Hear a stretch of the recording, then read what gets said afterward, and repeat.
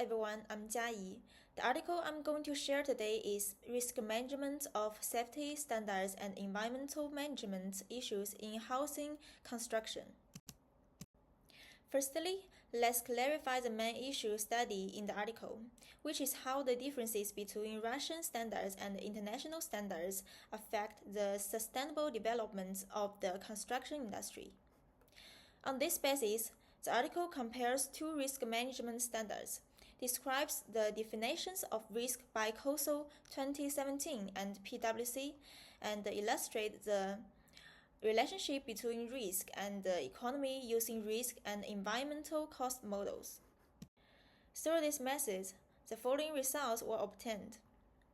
The first one is ISO 31000 focuses on the uncertainty of risk and is embedded in the decision-making process.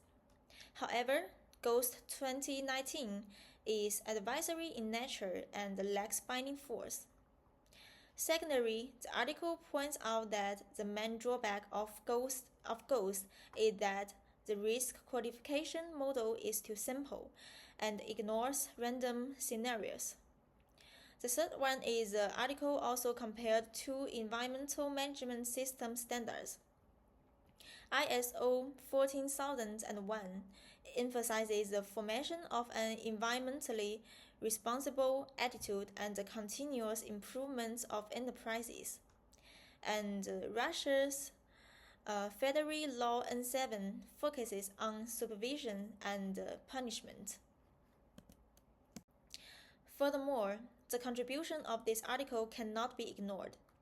In theory, the article proposes a scenario-based risk assessment method to address the limitations of GHOST, extending the systematic thinking of ISO 31000 to the field of housing.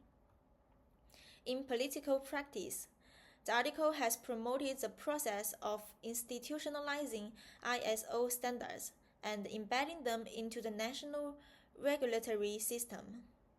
The TG5 task group established with ISO can serve as a good example to drive this process forward. So what are the areas that need improvement in the design of the article? The first one is a lack of empirical data.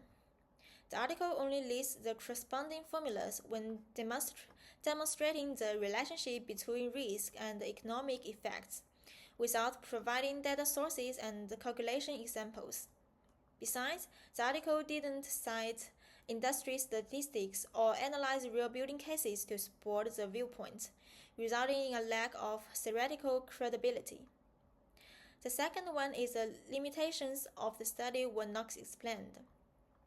Creswell pointed out the rigorous research should write limitations to help readers correctly judge the research results. This article doesn't actively discuss its own research and lacks reflection. This will increase the risk of misleading and lead to a decrease in research externalities. On this basis, I suggest making the following improvements. Future research can adopt quantitative models and simulation analysis and add research limitations at the end to clarify boundaries.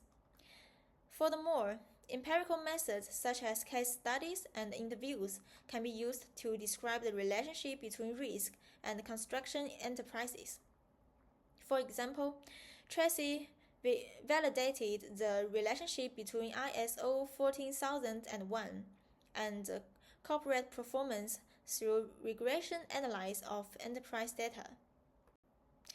Overall, from this article, I realized the crucial role of risk management in sustainable development.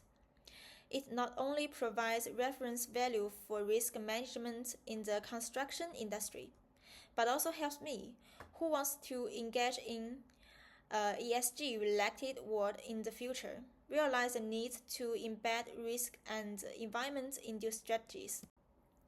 This is my reference. Thank you for your listening.